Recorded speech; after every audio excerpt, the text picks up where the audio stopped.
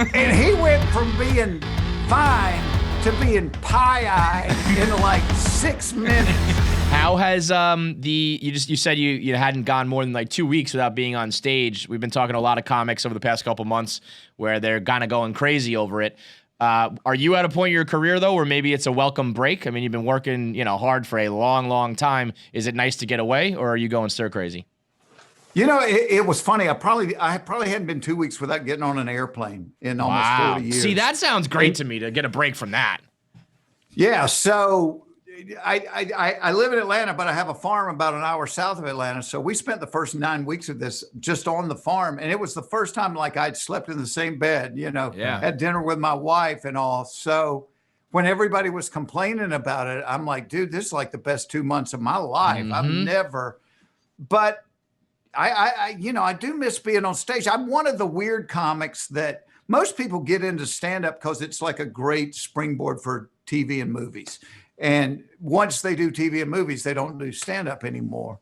And I was just one of those weird guys and I've done TV and movies and I enjoyed it. It was something different. But if you put a gun in my head and said, all right, you can't do but one thing, it would always be stand-up. I still love stand-up. Well, you also reached a level. I mean, when you're doing a tour of the magnitude that you did, where it becomes this, societal, it's a big deal. I feel like that's a lot different than if you got to still go out there and kind of grind it out on the road. I can see why some people leave that behind. But like something like the Blue Collar Tour is like, that's got to be one of the best experiences ever.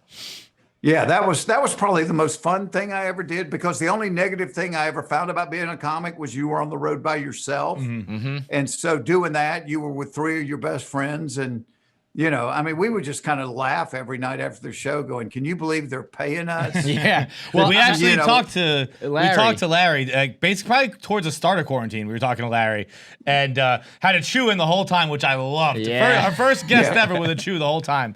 But he was telling us about the early days of Blue Collar, where he said he doesn't drink much anymore because there was like one time where he was found like hanging out of the bus or something like that. Like half body hanging out of the bus. You guys are going rock star early life? Yeah, he's the worst drinker in the world. He is. We were doing a thing when they were wanting to make it a movie, so we're in LA to meet with like these movie execs, and I don't remember what we've been doing, but he came in, dressed like crap for this, and it's at this restaurant, and the big movie exec had bought this really expensive bottle of wine. I mean, like a $2,500 bottle of wine. And Larry literally sat down and went, boom. I mean, slammed it down. There wasn't even a swallow. I mean, just wide open. And he went from being fine to being pie-eyed in like 6 minutes, to the point that Ron's going, knock it off. You're kidding, right? There ain't no way you're drunk that fast. He's a horrible drinker. He described it as, I think he said, like your tour manager or someone was like, cut it out. It's not going to be like this. We're not going to be, trashing the place and fucked up the whole time. And that you guys kind of stuck to that rule. Yeah, because it became real quick. I mean, because you were in a different city every night. We were doing 15, 20,000 people. And you're like, dude, you can't do this way. Yeah. We're all going to be dead in a week. So, yeah. 20K in an arena he was the worst at it. 20K in an arena when you're hungover? I don't know. That's not what I would look forward to. I will tell you the funny story about Larry. So, because Larry and Ron both really exploded when that thing came out.